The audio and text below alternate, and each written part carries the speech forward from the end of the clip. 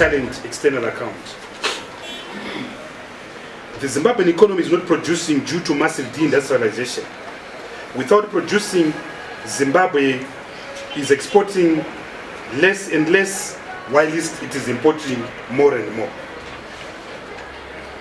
This is a self-evident contradiction that is reflected in our supermarkets, which are housing products that are imported.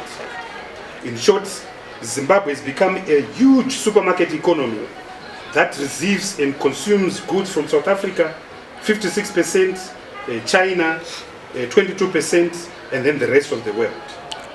Thus, since 2009, trade deficits have averaged around $3 billion, and the current account deficit as of today is 20% of GDP. And we provide a table to illustrate this. The point which we are making here is that we are in a crisis, we are in a jam.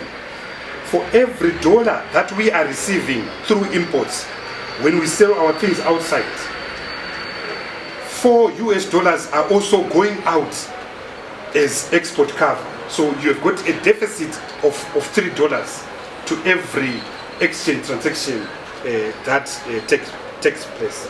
And that surely is not good enough. We want to talk on the structure of the budget that was presented yesterday. It is self-evident to us that the budget that was presented yesterday is a desperate myth based on a revenue figure of $4.1 billion, which is unfunded.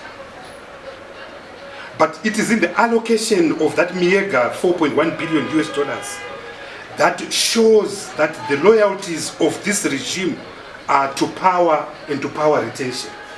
2/3 of that budget is dedicated to the office of the president and the cabinet, to the vote of the Ministry of Home Affairs, and to the vote of the Ministry of Defense, and to the vote of the Ministry of Justice and Correctional Services.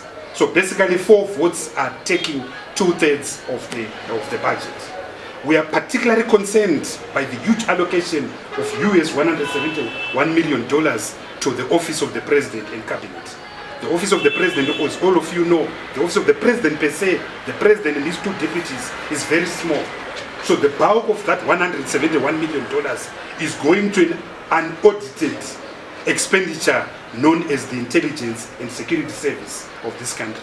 So in a situation where 91% of our people are unemployed, where 79% of our people are surviving on Tsawon, less than 25 cents a day, it is criminal to take almost $200 million and give it to an intelligence service. But Zanu will do that because the election of 2018 has started, and the election of 2018 started in the budget that Chinamasa read out yesterday. It's a very skewered budget, a very unfriendly budget, in a very, which is a lot of money, $4 billion. So what the government disclosure has done is to lead important international organizations to lie on their behalf. For these and other stories, visit our website www.263chat.com. Follow us on Twitter @263chat and like our Facebook page 263chat.